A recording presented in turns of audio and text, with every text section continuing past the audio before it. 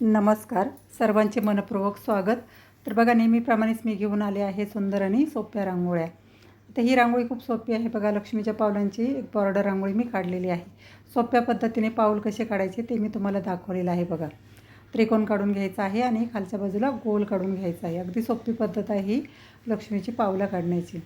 आता वरती आपण डॉटने जे बोटांचा आकार आहे तो देऊन घेणार आहोत.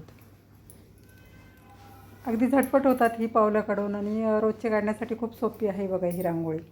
आणि मध्ये एक मी स्वस्तिक काढलेलं आहे. आता बाजूनी आपण रेषा मारून घेणार आहोत दोन्ही बाजूने. ज्या पद्धतीने आपण कोणतंही शुभचिन्ह काढल्यानंतर आपण बाजूने रेषा मारतो की नाही, त्या पद्धतीने मी बाजूने 2 सरळ रेषा मारून घेतलेल्या आहेत.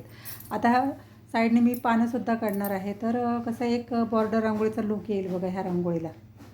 फक्त पावलं काढली तर त्यापेक्षा पानं काढली तर आणखी एक सुंदर लूक येईल आणि एक बॉर्डर रांगोळीसारखी ही रांगोळी दिसेल.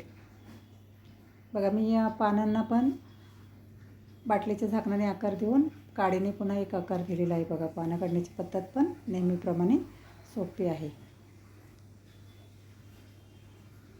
पानांनासुद्धा देठ मी काढून घेतलेले आहे. आता हे आपण त्यामध्ये लाल आणि पिवळा हेच शुभ रंग आपण भरणार आहोत.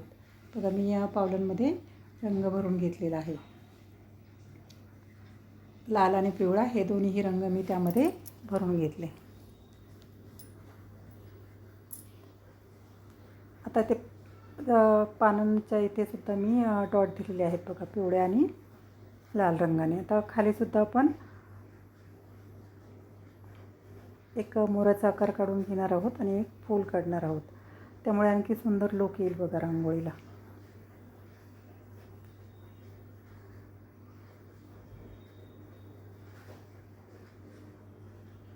त्यामध्ये मी सुद्धा लाल आणि पिवळ्या रंगाचे डॉट देऊन घेतले. आता खाली एक फूल काढून घेतलेलं आहे बघा. तर फूल काढण्याची पद्धतसुद्धा नेहमीप्रमाणे सोपी आहे.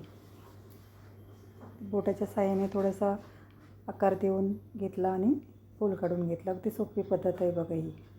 तर ही फ्री हँड रांगोळी आहे. कोणतेही आकार आपण काढले तरी सुंदर दिसतात. आपण आपल्या कल्पनेने कोणतेही आकार यामध्ये काढू शकतो. तर बाजूने 2 पानंसुद्धा मी काढून घेतलेली आहेत.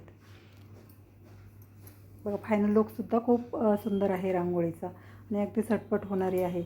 बघा, तुम्हाला जर माझ्या रांगोळ्या आवडत असतील तर नक्की लाईक करा, शेअर करा. सबस्क्राईब केलं नसेल तर नक्की सबस्क्राईब करा आणि तुमच्या काही तुम्हाला माझी रांगोळी कशी वाटते ते नक्की मला कमेंटमध्ये सांगा. भेटूया पुढील भागात. धन्यवाद.